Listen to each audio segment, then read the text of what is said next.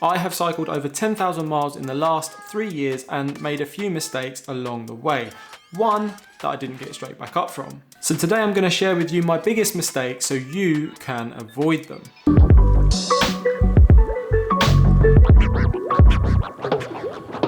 To give you guys and girls some context, I started riding properly towards the end of 2018. Now this was on a hybrid bike to work. Through London that was actually, quite a busy time. Now in 2019 I ventured into the world of road bikes and started going like the clappers. Into 2020 and I clocked up 6,000 miles. I don't know how I managed to do that, but I did. Now that was my biggest year to date. I got new gear, I learned a lot about a lot, and I started this YouTube channel. Lockdown also hit, and so I was basically riding around 20 miles a day. There was nothing else to do. Not that I would have preferred to do anything else anyway. Now 2021 has been a bit slower. I've moved house, life has progressed, and I'm now sitting here reflecting. So this journey has taught me a lot, and I want to share those main points with you that could help you and prevent you making the same mistakes. I'll start with a hard-hitting point: weight. Cycling favours lighter riders. Now this can often lead to people thinking they need to be lighter, like a feather basically, and in some cases you can become obsessed with weight, which is not healthy, my friends. Instead of your weight, focus on watts per kilo, how much power you can produce per kilogram of body weight. In layman's terms, don't succumb to the industry marketing about being lightweight and put unnecessary pressure on yourself to lose weight. Instead, be healthy, lose weight in a manageable and sustainable way if that is your goal. Next up, clipless pedals. Do you use them? Now, if you are new to cycling, this may seem like madness. Why would you want to clip yourself into your bike? But there are many benefits, and once you use them, you won't look back. Now, the efficiency you gain from being clipped in is well worth the potential Leaning Tower of Pisa moments every now and again. Remember, you can adjust how strong the clip in and clip out is, so when you're starting to use them, make sure they are super loose. So when you have that moment of panic and you realize you're at a 45-degree angle, you'll be able to whip your leg out and you won't fall. Next up, not getting bib shorts and wearing pants under your bib shorts. This is one of those take my word for it moments, and again, I'm sure a lot of people are currently saying my crown jewels are staying in my pants, and I get that, no streaking please. But when you have bib shorts on, the crown jewels need to be free. Obviously, if you're riding 1 minute to the corner shop to get a scratch card, then it's a different story. But any sort of distance, get some bib shorts. And they are designed to remove and evaporate sweat from your body. So if you wear your pants underneath them, that won't happen. Your imagination can do the rest. The health of your manhood is also important, people, so don't get ones that are super tight. We need some wriggle room for the crown jewels. Next, when was the last time you thought about your position on the bike? It's a bit of a minefield. How high should I have the seat? What should your reach be? Saddle tilt, crank arm length, the list goes on and on. Honestly, people, the best advice I can give you about your position is to make sure you are not in any pain initially. Honestly, I've ridden in a position that wasn't comfy but was aero and efficient, but after the ride I felt like the Hulk gave me a swift backhand. Now, comfortable is fast, so make yourself as comfortable as possible. Unless you are racing, then in that case, shave your legs, wear a skin suit and get your ass down as low as possible to make you that buzzword that everyone loves to say, aero. So watch some videos about position, get a rough idea and then make small changes and test them out. Keep doing this until you are comfy and your position is good enough.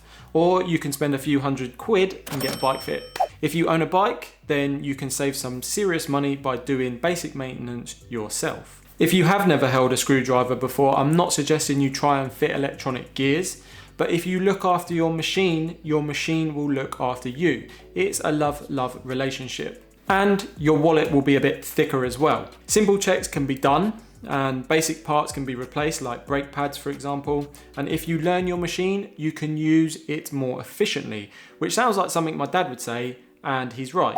Next, everybody likes a pump, so get yourself one. This is probably my most used piece of cycling equipment I own. Every ride I check my tyres.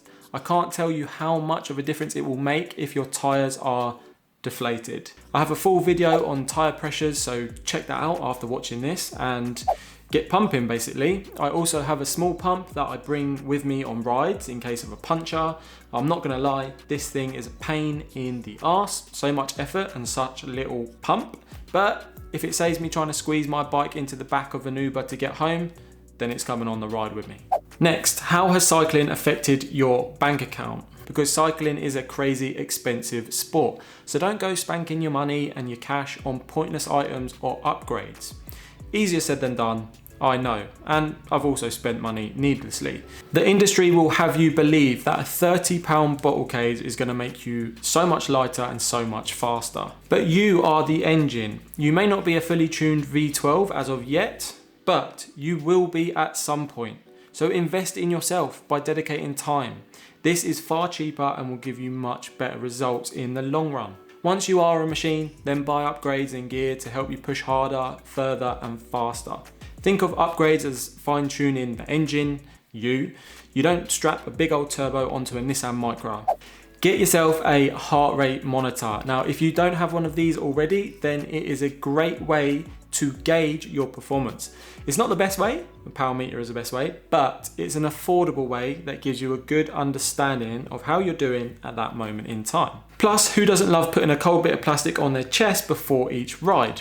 And as I said earlier, you are the engine. A heart rate monitor will help you fine tune the engine and understand what is going on. I've done a few reviews on heart rate monitors, so check them out. You can grab yourself one for around £30. It's a worthwhile investment. Now, the further I rode, the more I realized that I needed better gear. And it does make a difference. I bought some decent bib shorts and it changed my world, my ghoulies world. I would no longer get off the bike feeling like I'd sat on hot coals. Instead, I'd feel like I've been sitting on cloud 9. This was true for all gear. Better shoes, better jacket, gloves, jersey, it all helped. Now be careful with sizing because a lot of kit is better suited to when you were 15 years old. If in doubt, I would suggest sizing up. The kit is expensive, so again, buy what you need when you need it, not what you want when you don't need it. Engines need fuel and you are no different. When you are out on a ride, it's easy to run out of energy. In the cycling world, this is called bonking. So the rule of thumb that I use is eat every hour of riding and drink a bottle every hour as well. If you are riding for 4 hours, 5 hours in a day, you need to eat and drink more than you think. I love a Trek bar out on the road, that's my sort of snack of choice. So try to put the right fuel in and not just any old rubbish. You do not want to put diesel in a petrol engine.